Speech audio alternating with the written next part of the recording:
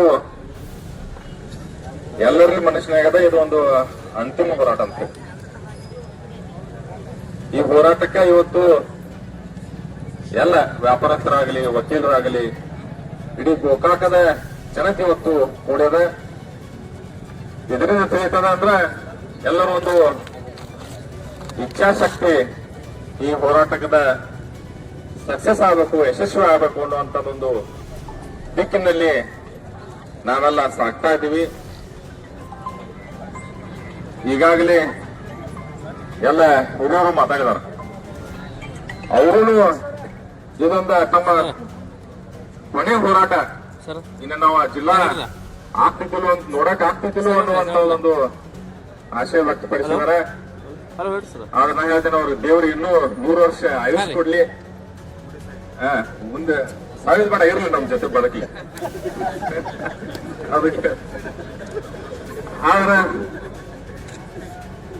ಅವರೆಲ್ಲರೂ ಒಂದು ಮಾತು ಹೇಳ್ತಾರ, ಏನಂದ್ರೆ ಜಾರಕಿಹೊಳಿ ಸೋದರು ಇಚ್ಛೆ ಪಟ್ರ ಆಗ್ತಿತ್ತು ಅನ್ನುವಂಥದ್ದು ಮಾತು. ನಮ್ದು ಅದ ಆಶಯ ಅದ. ಅವ್ರ ಕಡೆನೆ ನೀವು ಎಲ್ಲ ನಮ್ಮನ್ನ ಕರ್ಕೊಂಡು ಹೋಗ್ರಿ, ಅಥವಾ ಅವ್ರನ್ನ ಇಲ್ಲಿ ಕರೆಸ್ರಿ,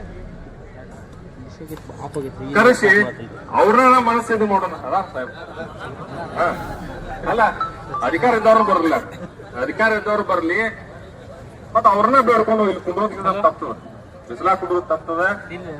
ಅವ್ರನ್ನ ಕೇಳ್ಕೊಂಡ ಮನವಿ ಮಾಡೋಣ. ಪೂಜಾರಿಗೂ ಅದ ಹೇಳ್ತೀನಿ ನಾನು, ಯಾಕಂದ್ರೆ ಅವ್ರಿಗೆ ಶಕ್ತಿ ಅದ, ನಾನು ಹೋಗ್ತೀನಿ.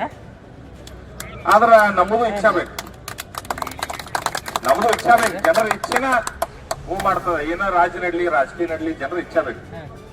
ಆ ಜನರ ಇಚ್ಛಾಶಕ್ತಿ ಜಾಗೃತ ಆಗಿದೆ. ಇನ್ನೂ ಒಂದು ನಾವು ಗಟ್ಟಿ ಹಾಕೊಂಡ್ರು, ಇಲ್ಲಿ ಗಟ್ಟಿ ಹಾಕೊಂಡ್ರು ಶಾಸಕರು ನಮ್ ಜೊತೆ ಬಂದು ಕುಂಡ್ರಲಿ, ಅಥವಾ ಸರ್ಕಾರದ ಏನ ಲೆವೆಲ್ ತಮ್ಮದೊಂದು ಇನ್ಫ್ಲೂಯೆನ್ಸ್ ಹಾಕಿ ನಮ್ಮ ಜಿಲ್ಲೆ ಮಾಡ್ಲಿ. ಯಾಕಂದ್ರೆ ಅವ್ರ ಜಿಲ್ಲೆ ಮಾಡ್ರೆ ಅವ್ರದ್ದು ಹೆಸರು ಉಳಿತದ. ಇಲ್ಲಿ 40 ವರ್ಷದಿಂದ ಏನ್ ಹೋರಾಟ ಮಾಡತಾರಲ್ಲ, ಅವರು ಮಾಡಿದ್ರೆ ಸಾರ್ಥಕ ಆಗ್ತದೆ, ಮತ್ತ ಅವರು ಆತ್ಮಕ್ಕೆ ಶಾಂತಿ ಸಿಗ್ತದೆ ಅಂತ ಹೇಳಿ ನಾ ಹೇಳ ಬಯಸ್ತೀನಿ. ಆದ್ರ ಜನರ ಹೋರಾಟ ಹಿಂಗ ಮುಂದಿರ್ಬೇಕು. ಮತ್ತ ಸ್ವಾಮೀಜಿ ಅವ್ರು ನಂಬ್ಕೊಂಡು ನಾವು ಬಂದಿವಿ, ಅವ್ರ ಮೇಲೆ ನಮ್ಮದು ವಿಶ್ವಾಸ ಅದ.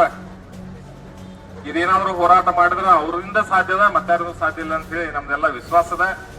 ಅವ್ರ ಗಟ್ಟಿಯಾಗಿ ನಿಲ್ಲಿ, ನಮ್ಮ ಬಸಗೌಡ ಅವರಾಗ್ಲಿ, ನಮ್ಮ ಸನ್ನಕ್ಕಿ ಡಾಕ್ಟರ್ ಅವರಾಗ್ಲಿ, ರಮಣ್ ಅವ್ರ ಕಾಕ ಆಗ್ಲಿ, ಇವರೆಲ್ಲ ಮಾರ್ಗದರ್ಶನ ಮಾಡಿ ನಮ್ ಜೊತೆ ನೀವು ಗಟ್ಟಿಯಾಗಿ ನಿಂತರ ಎಲ್ಲಾ ಯುವಕರು ಗಟ್ಟಿಯಾಗಿ ನಿಲ್ಲಾಕದಾರ.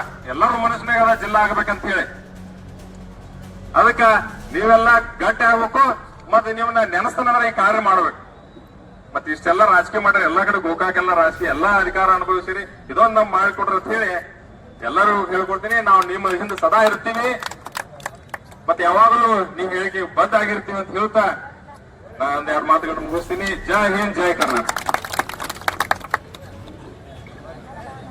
ಧನ್ಯವಾದಗಳು ಡಾಕ್ಟರ್ ಮಂತೇಶ್ ಕನ್ನಾಡಿ ಅವರಿಗೆ. ಈಗ ಈ ಭಾಗದ ಯೋಧರು ಇರುವಂತ ಸರ್ವ